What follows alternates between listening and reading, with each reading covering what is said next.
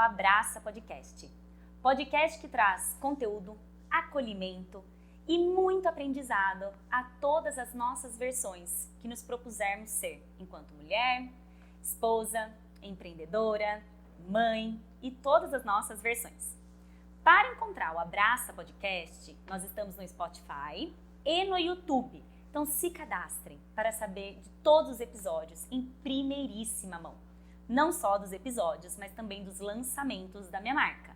Hoje em dia, eu tenho a marca Rafa Bertolotto, que é sobre abraçar todas as nossas versões. Então eu traduzi através de alguns objetos, como a joia que abraça, a essência que abraça, o sabonete líquido e muitas outras coisas que eu resolvi abraçar nessa minha jornada de empreendedora.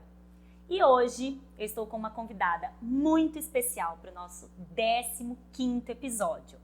Mas antes, um agradecimento muito especial à patrocinadora da 3ª temporada do Abraça Podcast. Além do Olhar, é um ateliê localizado na Avenida Carlos Botelho, aqui em Piracicaba, que ele cuida da mulher como um todo. Então, para esse episódio, vocês vão conseguir ver meu cabelo eu fiz lá, minhas unhas eu fiz lá, mas eles têm muitas outras coisas, alguns tratamentos invasivos e outros não. Então, muito obrigada ao ateliê Além do Olhar por apoiar e abraçar o Abraça Podcast. Agora, chegamos à apresentação da nossa participante, doutora Paula Marques. Muito obrigada, Rafa, pelo convite. Acertou. Seja bem-vinda ao Abraça Podcast. Obrigada, eu tenho certeza que o seu conteúdo vai agregar muito para quem está do outro lado, para quem está assistindo a gente. Eu que agradeço, Rafa, o convite vai ser especial. Com certeza. Vamos lá? Bora lá. Preparada? Preparada. Bom, doutora Paula é mãe, nutróloga e tem um olhar único para a saúde da mulher. E foi assim que a gente se conectou há mais ou menos 2 anos, não foi? Foi isso, Rafa, mais ou menos isso. A gente estava na Além do Olhar, fazendo a unha, conversando e surgiram alguns assuntos. E eu falei, nossa, essa moça é diferente. Ela, gostei. E desde então a gente troca muita figurinha, né? Em tudo em relação à saúde da mulher e paternidade, maternidade. E foi aí que eu falei, bom, chegou o dia, né, de convidar a doutora Paula para estar no Abraça e trazer toda essa informação para as nossas meninas em casa. É um prazer. Vamos lá, então. Para começar, eu acho que a gente tem que partir de um ponto que eu já senti que as pessoas desconhecem, que é, explica pra gente a diferença entre nutróloga e nutricionista. Eu tenho certeza que quando você leu essa dúvida, você falou, gente, mas coisa mais boba. Mas isso acontece. Muito. As pessoas... É uma especialidade que não é tão nova assim, tá? Uhum. É uma especialidade médica, então a nutrologia não é tão jovem. E apesar do nome ser muito parecido, a nutrologia e a nutrição estão como o queijo e a goiabada. Formam um belo complemento, embora sejam coisas doces diferentes, né? Então, a nutrologia, por ser uma especialidade médica, ela tem um olhar do médico sobre a saúde do paciente. A nutrição tem o olhar do nutricionista. O nutricionista, ele olha muito mais a parte de composição, cálculo daquela dieta do paciente, sob a orientação de um médico. Sim. Tá? Então, o médico nutrólogo, ele vai orientar esse nutricionista como, a partir daquela visão médica que ele avaliou, aqueles problemas de saúde que aquele paciente tem, aquelas dificuldades, aquelas metas que ele busca alcançar, com qual forma de dieta que seria mais adequado para aquela fase da vida daquela pessoa. Perfeito. Né? Então, é uma complementariedade de funções, não são funções excludentes. Entendo. E o nutrólogo, ele tem a liberação, juridicamente falando, né, com base nos conselhos, de fazer certas prescrições que são vedadas aos nutricionistas. Doses de determinadas vitaminas podem ser prescritas por médicos, por nutricionistas não. Tá? Então, o tratamento de algo, de uma deficiência de vitamina, ou o tratamento de um excesso de vitamina, de uma doença causada por essas questões, cabe mais ao ato médico, né? Mas são profissões que se complementam. Perfeito, muito legal. Acho que já deu para começar a entrar um pouquinho no clima. Bom, o Abraça Podcast, ele fala em sua maioria sobre mãe, sobre mulher. Que tal, para a gente começar, você falar um pouquinho sobre como uma mulher pode ir se preparando para uma gestação? Esse é um tema que vem ganhando cada vez mais destaque, né, Rafa? Então, uma mulher, ela se prepara para uma gestação desde o momento que ela está na barriga da mãe dela. Nossa. Então, essa menina, quando ela está na barriga da mãe dela, ela já tem os óvulos dela desenvolvidos a partir da 20ª semana de gestação. E esses óvulos, com base no estilo de vida que essa mãe teve, se ela fumou, se ela teve um ganho de peso excessivo, se ela passou estresse crônico na gestação, já vão influenciar de forma positiva ou negativa os óvulos dessa menininha que está sendo gerada. Então eu brinco, né, que quando você está gestante, você está impactando não só a sua neném, mas como seus netos, tá? Então, desde a partir do momento que essa mulher ela está sendo gerada, já há essa preocupação, que cabe à mãe, grande responsabilidade. Mas quando você pensa na sua vida, se isso passou a ser algum desejo de ser mãe, a preparação tem que começar aí. A partir do momento que você pensa em ser mãe. Surgiu essa vontade na sua adolescência, prepare-se desde então. Isso vai fazer diferença para que essa qualidade dos seus óvulos seja adequada no momento que essa gestação tornar-se um plano concreto na sua vida. Perfeito, perfeito. E o que eu ia te perguntar, é interessante fazer algum check-up antes de engravidar? Quais exames são importantes? Rafa, é interessante, né? Então, nós temos o que a gente chama de programação metabólica gestacional. Essa programação, idealmente, ela deve acontecer 1 ano antes dessa mulher, quando ela decide engravidar. Então, 1 ano antes. Mesmo tomando o anticoncepcional, doutora, mesmo tomando, tá? Então, essa mulher, ela deve começar a fazer essa preparação. Então, alguns exames são necessários, e uma lista um pouco extensa, mas eu diria assim, alguns nutrientes que a gente sabe que hoje, alguns hormônios que influenciam muito a preparação, como o hormônio D, que na verdade a gente se chama de vitamina D, o estoque de ferro dessa mulher, o estoque de zinco, o estoque de vitamina A, né? A alimentação dessa mulher, ela deve ser completamente revista e ajustada para que essa mulher não entre nas tentativas de gestação acima do peso ou com sobrepeso, porque isso vai impactar negativamente essa gestação. Então, é uma preparação ideal de 1 ano, esse conceito de é só tomar ácido fólico por 3 meses antes e a gente começa a tentar. Isso é um conceito ultrapassado, né? Que a gente tem que cada vez mais conscientizar as mulheres de que a preparação começa muito antes. Sim, muito interessante. E durante a gestação, quais exames merecem atenção? Ou não se faz exames durante a gestação mais? Como que é hoje em dia? Então, da parte da nutrologia, mais aplicada à gestação, nós temos um segmento que começa antes, né? Sim. Então, pré-gestacional. E depois, quando essa mulher é engravida, ela vai, se ela já veio toda numa preparação, a gente fica muito mais tranquilo, ela já veio toda certinha, preparada para aquele momento. E aí, quando essa paciente ela já está toda preparada, o rastreamento normalmente é a cada trimestre. Então, de 3 em 3 meses, ela vai fazer os exames ali das vitaminas e minerais que são avaliados e ajustados conforme a gestação avança, tá? Agora, se é uma mulher que, nossa, ela não passou pela cabeça dela isso, ela pode ter esse acompanhamento no meio da gestação? Com o barco andando? Pode e deve, né? Então, a gente tem uma frase que é assim, acaba a gestação, acabam-se as oportunidades. Mas se ainda tem gestação, ainda tem oportunidade para ser feito, né? Para gerar um melhor ambiente intrauterino para aquele bebê que está sendo gerado, tá? Então, esses exames normalmente, se vem uma mulher reguladinha a cada 3 meses, se não, são exames, né? Se vem deficiências graves, normalmente eu peço para vir com 1 mês novamente para reavaliarmos e depois nós deixamos aí a um prazo maior. Eu acho que isso é muito interessante, que quando a gente se conectou, eu me lembro, eu comentei um pouquinho com você que, como eu sempre gostei, né, e acompanhei a minha vida em relação a nutricionista, exercícios físicos, eu sempre tive esse olhar, então eu fiz esse preparo na minha gestação, primeiramente na do Miguel, que é o meu filho mais velho, né? E eu tive a sorte, eu não conhecia a fundo a questão da nutrologia, então eu tive a sorte de ter uma nutricionista que me auxiliou muito, mas que hoje eu observo que assim é exceção. Por quê? Por exemplo, igual você explicou, a nutricionista pode pedir alguns exames. E eu me lembro como se fosse hoje, ela pedia uma batelada de exames. Quando eu ia no meu próprio plano, nada era aprovado. Então eu tinha que ir ao meu ginecologista e pedir para ele solicitar. E o que acontecia? Mas para quê?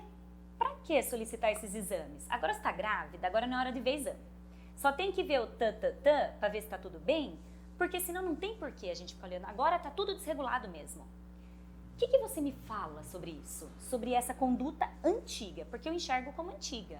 É o que nós chamamos de pré-natal do século passado. Então, o pré-natal do século XXI, ele está atento às questões que nós chamamos de fome oculta. Até que me prove o contrário, toda mulher que senta na minha frente é uma mulher desnutrida. É uma mulher que ela vive no século XXI, que ela está exposta a altos níveis de estresse, consumo de bebida alcoólica, excesso de consumo de cafeína, excesso de disrupção circadiana, ou seja, dorme mal, dorme tarde, dorme picado. Isso influencia a qualidade oocitária, a qualidade dos óvulos, tá? E a alimentação é a alimentação de ultraprocessados, é a alimentação ocidental, a nossa alimentação moderna. Ah, mas eu como super bem, doutora. Eu me preocupo em ser saudável. Eu tenho muito esse tipo de paciente também. Quando você dosa, você vê deficiências importantes. Então, comer saudável não quer dizer que você tem aproveitamento, porque nós somos aquilo que nós conseguimos digerir, metabolizar e absorver. Você pode ingerir, você pode comer saudável, mas quem me garante que você tem capacidade de metabolizar, absorver, fazer toda essa sequência de forma adequada para que esses nutrientes cheguem onde eles têm que chegar? Entendeu? Entendi. Então, esse é um conceito que não é recente, é um conceito de 20 anos para cá, mas que ainda é muito negligenciado, infelizmente. Excelente. E depois, né, a gente tá aí aos pouquinhos com essa mãe, então antes da gestação, durante a gestação e após a gestação, quando fazer exames para ver como ficou a casa? Após a gestação, o interessante é que a gente retome esse cuidado cerca de 45 dias pós-parto. Então esse é o primeiro pit stop que nós temos para reavaliar. No parto, você vai passar por perda sanguínea, então nós vamos ter perda de sangue tanto por uma cesariana quanto por um parto normal. Então é interessante que você seja reavaliada nas principais vitaminas e minerais para que isso seja agora dado o olhar para o que foi perdido no parto e o olhar para agora para a amamentação. 45 dias é o nosso primeiro pit stop. Paula, eu acho que um pouquinho antes que a gente comentou sobre a questão de engravidar, não peguei tão a fundo nesse ponto. Mas existe então essa questão da gente limpar o nosso corpo para se preparar para a gravidez. E existe a questão do anticoncepcional nessa questão de limpeza. Pelo menos na minha época, a minha nutricionista tinha me auxiliado. Me fala como está isso hoje em dia. Eu oriento que isso seja feito, né? Um tempo para que a gente possa organizar essa casa, esse metabolismo. A gente sabe que o anticoncepcional, o uso de longo prazo, ele causa uma bagunça nesse metabolismo, tá? Então, vitaminas do complexo B ficam depletadas, zinco fica depletado, magnésio fica depletado. Essa microbiota intestinal, né, que é a população de bilhões, trilhões de bactérias, vírus, fungos que coabitam conosco e que ficam completamente modificados pelo uso da pílula. Isso é muito importante. Então, olhar para esse intestino é muito importante para preparar o organismo para a gravidez e olhar para todas essas vitaminas para que nós evitemos uma síndrome chamada síndrome pós-pílula, né, que muitas mulheres enfrentam por essa mudança do metabolismo após a suspensão do uso da pílula, tá? Então é importante sim que a gente tenha um olhar para esse organismo para que essa mulher engravide depois do uso da pílula. E logo após engravidar, como ela precisa se preocupar? Quais alimentos são indicados e quais você não indica? Tem alguma listinha que você poderia nos dar, assim, basicamente? Bem, de pronto, o que a gente tem sempre de orientação, duas coisas a se evitar, né? A excluir cafeína, tá? E álcool. Não tem negociação, né? Então, não existe só uma tacinha, não existe bebida sem álcool também deve ser evitada, porque a gente não consegue garantir pela lei brasileira que isso seja exatamente sem álcool, zero álcool, né? Então, tolerância zero para álcool. E hoje, mais recentemente, de 2018 para cá, a gente também tem essa mesma postura com cafeína, tá? Então, tolerância zero para cafeína também. Só que isso é uma questão muito difícil para muitas mulheres. Então, o que a gente orienta? Passa para o descafeinado, poucas vezes na semana, né? Para não gerar tantos sintomas de abstenção. Então, a cafeína também a gente, pelos trabalhos, nos mostra que não existe dose segura, pode estar relacionado com aumento de risco para leucemia infantil. E alguns desfechos obstétricos também com o uso da cafeína. Então, esses são duas coisas da nossa alimentação, da nossa rotina, que devem ser evitados, tá? Perfeito. Chás também tem muita controvérsia, né? Tem. A mulherada quer tomar chá, porque, poxa, doutora, eu já não posso tomar café, né? Bebida alcoólica eu também já não vou poder, mas chá pode, chás não são inocentes.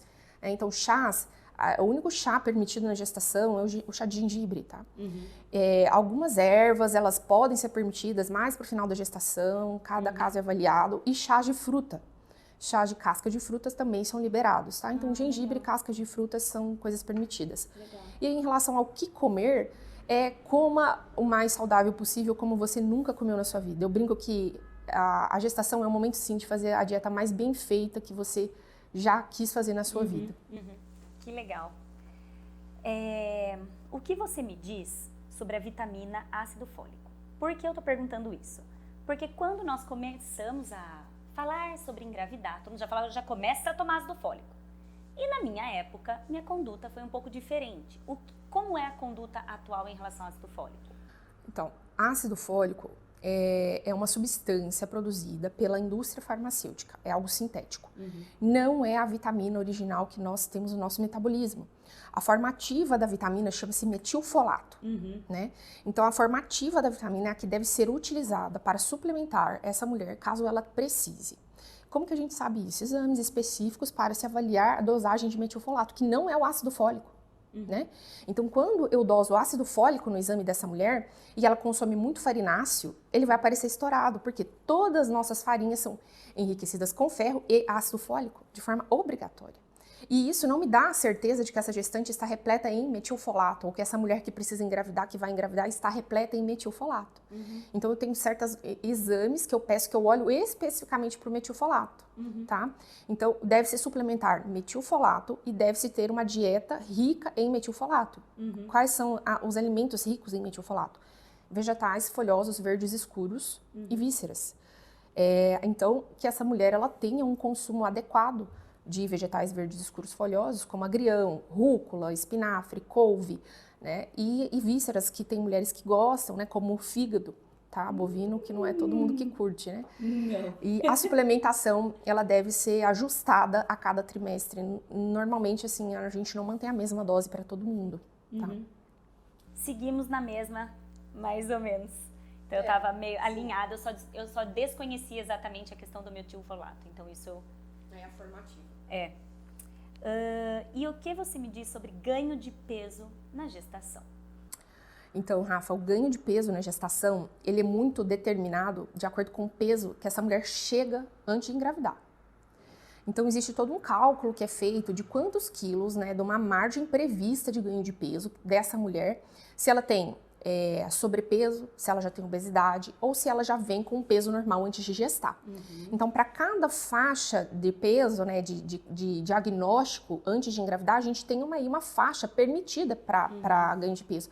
Significa que todo mundo vai estar dentro dessa faixa? Não significa, né? Significa que aquilo ali é um caminho que o profissional ele tem para acompanhar essa mulher, mas que, sobretudo, o crescimento fetal ele deve estar adequado, né? E essa mãe ela deve estar bem nutrida.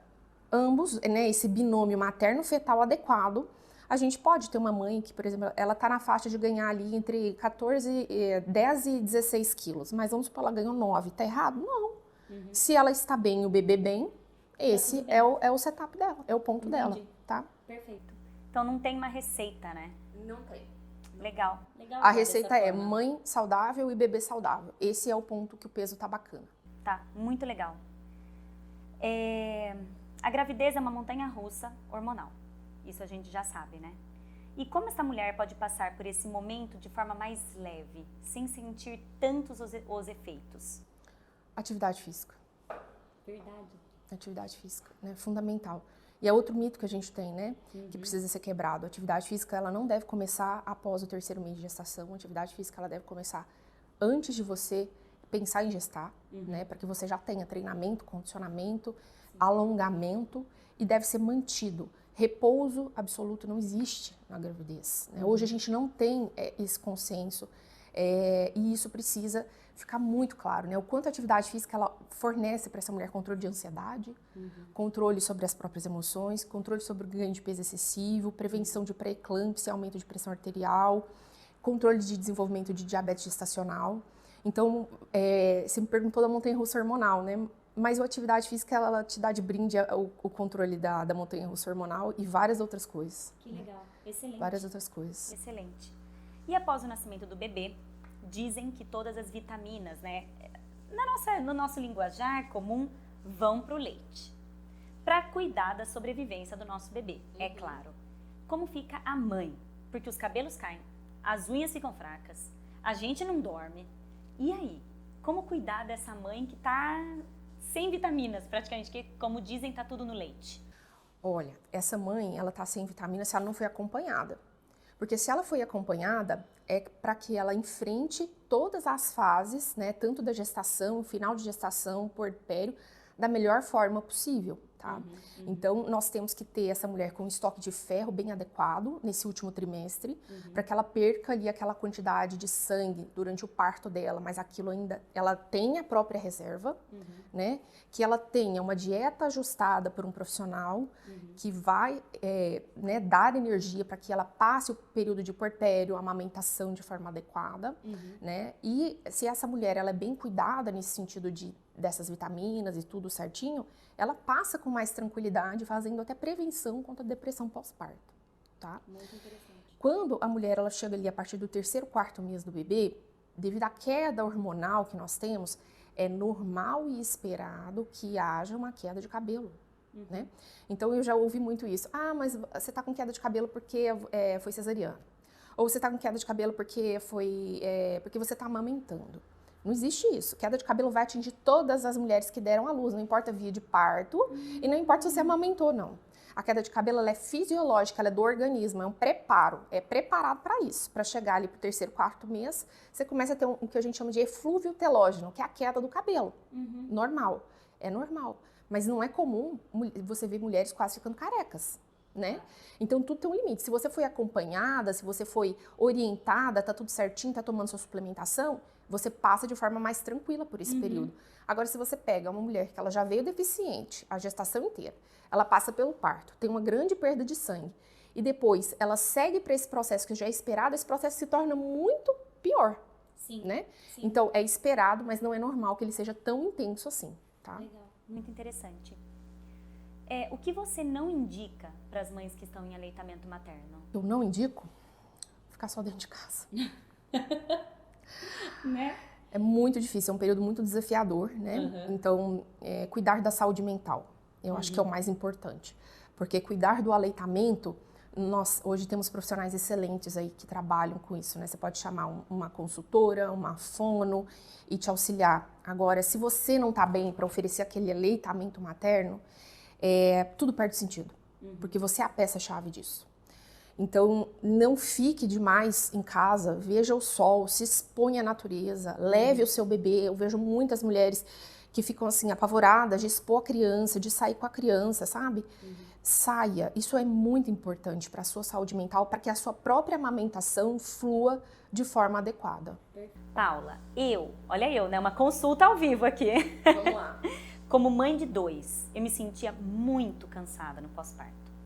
Parecia que minha alma ia sair. Sempre com sono, sempre cansada, desanimada. É uma rotina pesada.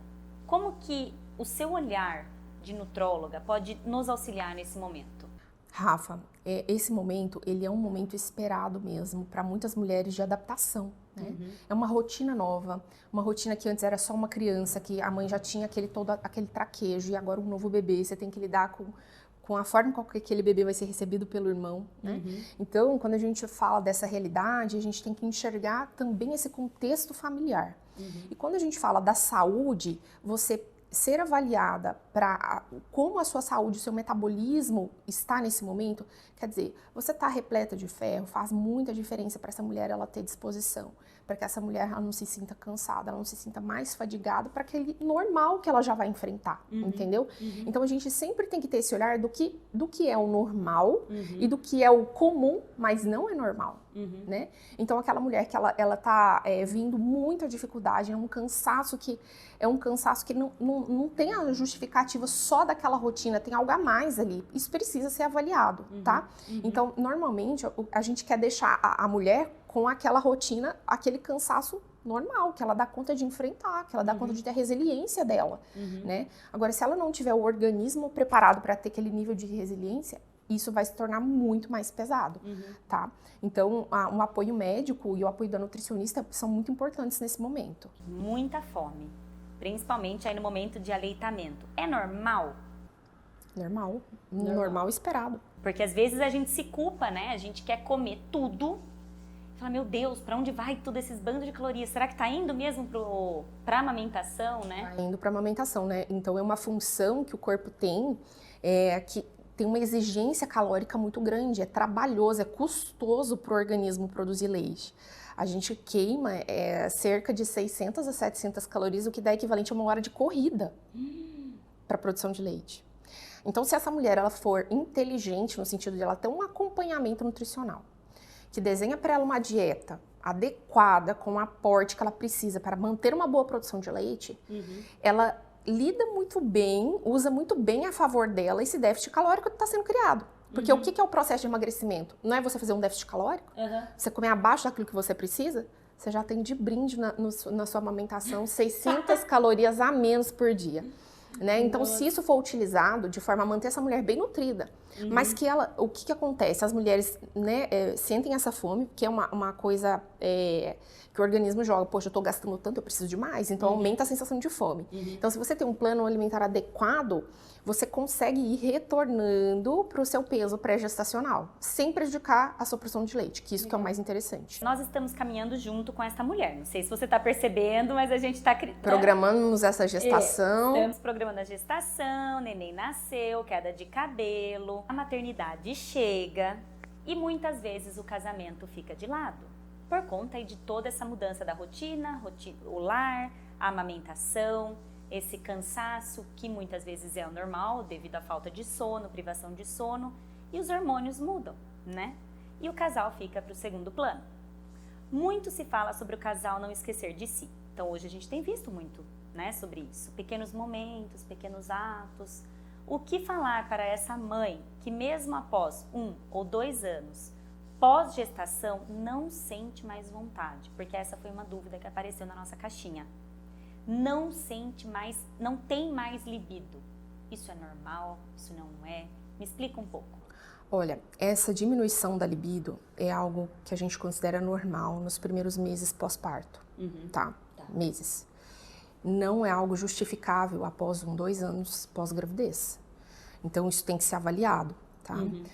O que está acontecendo? Essa causa de baixa libido é o que nós médicos chamamos de uma causa multifatorial. Ela não tem um único culpado, tá? Em mulheres, né, com base nos estudos, a principal causa de baixa libido é fadiga e estresse. Tá? Então, o quanto você na sua rotina está fadigada, o quanto a sua rotina te estressa, o quanto você tem uma boa relação com o seu parceiro, o quanto você está com seus exames, a sua fisiologia hormonal adequada, como você está com suas vitaminas adequadas, como está a prática de atividade física. Você tem dor para ter relação sexual? Porque essa é uma questão que dá baixa libido também, a mulher que sente dor para ter relação. Então veja como os problemas, eles são vários e muita mulher quer colocar a culpa em uma coisa só. Não existe isso. Então existe uma avaliação de todos esses fatores para que a gente ajude a solucionar, colocar essa engrenagem para girar de novo. Então baixa libido é algo muito comum, mas não é normal, tem que ser abordado, investigado e tratado quando houver indicação. Mudando completamente de assunto, porque entra um pouquinho no pós-gestação. Vamos falar um pouco sobre o açúcar? Esse assunto ele é polêmico, seja para mulher, seja para mãe cuidar da alimentação do seu filho. Me conta, o açúcar é o vilão? Da nossa alimentação moderna, eu considero que o açúcar em excesso, ele é o vilão, tá? Então, tudo depende da quantidade, a frequência, a forma com que isso é consumido. Nós não podemos taxar também o açúcar como algo que ele não deve ser consumido em hipótese alguma. É muito utilizado, é um ingrediente utilizado nas preparações, utilizado em comidas afetivas, relacionamento familiar. O açúcar ele está sempre presente. Com qual frequência? Qual quantidade? Né? De que forma você se relaciona com o açúcar? É de uma forma emocional? 100% das vezes, isso merece atenção. tá? Então o problema é quem o consome, qual a frequência desse consumo, qual é a relação que essa pessoa estabelece com o açúcar. Não é o açúcar em si, mas a relação que você estabelece com ele, tá? E isso aí deve ser levado muito também em relação às crianças. É isso que essa era a minha próxima pergunta, né? Até qual idade é indicado evitar o açúcar? Eu fugi um pouco da minha área aqui, né? Mas como mãe e médica, a gente não pode deixar essa informação fugir, né? Então, pela Sociedade Brasileira de Pediatria e também pela Sociedade Brasileira de Nutrologia Pediátrica, o consumo de açúcar ele deve ser evitado, não oferecido até os 2 anos de idade, tá? Então, para que essa criança ela não tenha um paladar desenvolvido para o açúcar. E após os 2 anos de idade, o que a gente tem a impressão é que as famílias chutam o pau da barraca. Então assim, fez 2 anos, no outro dia vamos levar para tomar casquinha do McDonald's, no outro dia bolo de cenoura, cobertura de chocolate, no outro dia refrigerante. Parece que perdem aquele senso, todo aquele cuidado que houve até os 2 anos de idade. Então após os 2 anos, significa que pode ser ofertado, mas que essa oferta deve ser cuidadosa, não deve ser uma oferta esporádica, uma exceção, não deve ser a regra do jogo. Você não deve ter em casa. Né? Então o certo é que você não tenha isso ultraprocessados, grande quantidade, né, da mistura muito palatável, né, que é açúcar e gordura junto, que é o ultraprocessado, na sua casa, tá? Você não vai criar sua criança numa bolha, mas isso deve ser evitado. Perfeito. E pensando já na vida adulta, e você até já tocou um pouquinho nesse assunto, como quebrar o vício por açúcar? O vício por açúcar é quebrado por uma alimentação limpa. Então, essa é a primeira coisa. Se você vê que o açúcar é muito presente na sua alimentação, primeiro, você precisa de um profissional para te ajudar a limpar a sua alimentação pouco a pouco, a começar a comer comida de verdade. Então, você tem que ter uma quantidade de proteínas adequada na sua alimentação que vão te dar mais saciedade, mais controle de impulso pelo alimento doce. E muitas vezes o médico vai estar nessa parceria porque essa pessoa, às vezes, ela não tem esses impulsos muito bem dominados. Fala, doutor, é mais forte do que eu. Em inglês a gente tem essa palavra craving, então o craving pelo açúcar. Então temos medicações que nos ajudam para essas pessoas que têm essa dificuldade de controle desses impulsos pelo açúcar. Tá? Muitas vezes o tratamento é medicamentoso junto com um plano alimentar adequado. E entra, eu acho que um pouco na resposta que você deu anteriormente, essa questão de como você lida com o açúcar, né? Se ele tem um crivo aí emocional, com certeza vai ter uma dificuldade um pouco maior de se bloquear, muito né? maior. E aí a gente pede ajuda, né, para equipe multidisciplinar, no sentido de ter terapia junto, né? Então temos aí uma área da nutrição que é a nutrição comportamental, que tem nutricionistas que são especializadas nisso, em trabalhar essa relação, esse comportamento frente à alimentação. Porque nós, mulheres, viemos, né, de uma pressão da sociedade muito grande por um padrão. Então, essa mulher, ela se priva muitas vezes, ela se cobra muitas vezes, e isso vai gerando uma série de comportamentos disfuncionais com a alimentação. E que isso, na adolescência e na fase adulto-jovem, não trazem repercussões algumas para o físico dela. Mas depois de certa idade, ela já começa a ver o prejuízo. Né?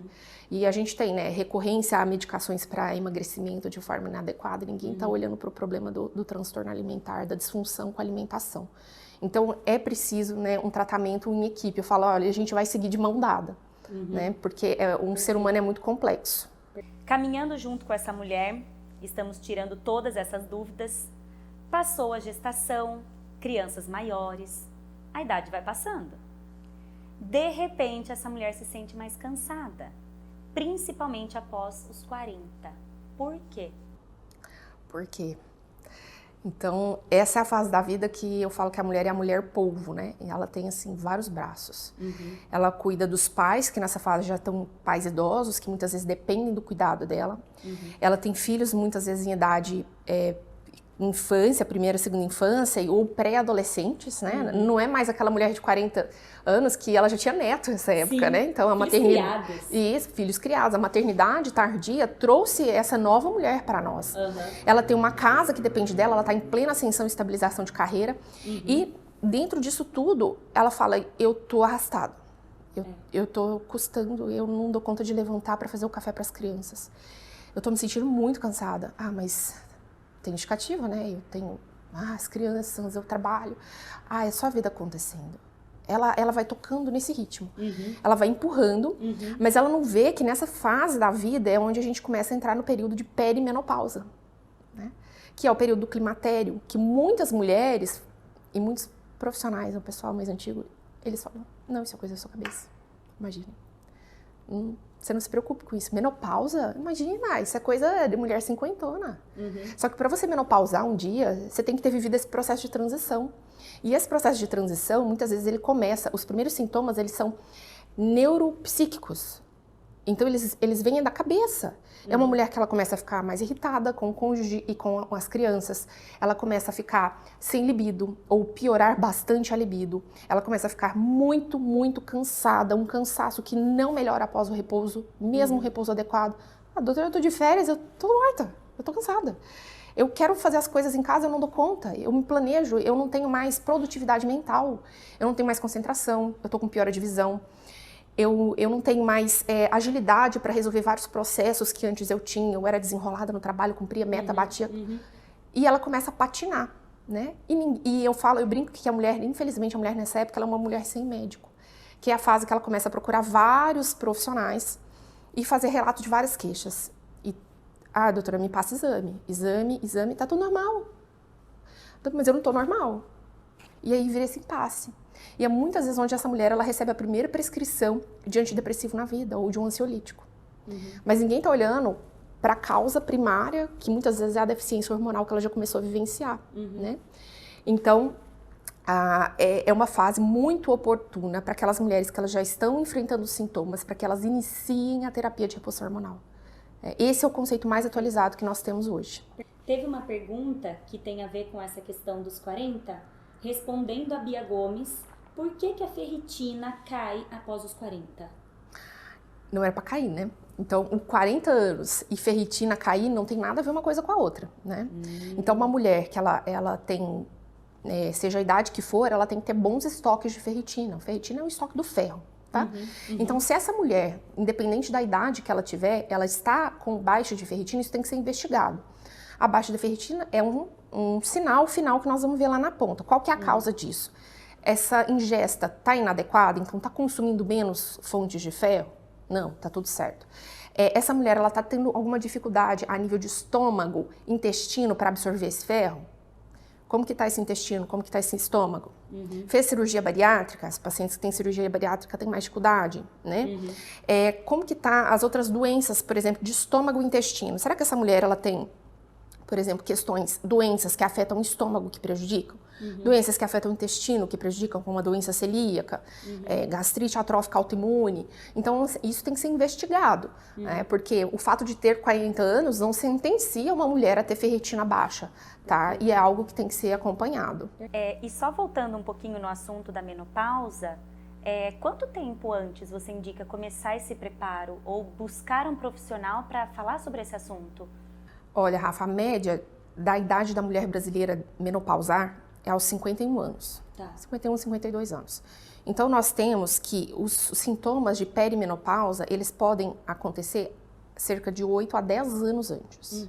Então, se você for pensar, uma mulher acima dos seus 40 anos, ela já pode ter sintomas de perimenopausa.